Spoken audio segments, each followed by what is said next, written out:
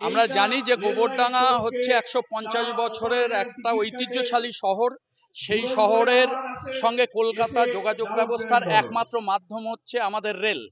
কিন্তু আমরা দুঃখের সঙ্গে খেয়াল করলাম রেল কর্তৃপক্ষ পুরোপুরিভাবে উদাসীন গোবরডাঙ্গা রেল পরিষেবার বিষয়ে। আমরা দেখেছিলাম গোবরডাঙ্গায় করোনার আগে একটা বিকেলে গোবরডাঙ্গা লোকাল ছিল, সেটাকে বাতিল করা হয়েছে। আমরা পুনরায় এই গোবরডাঙ্গা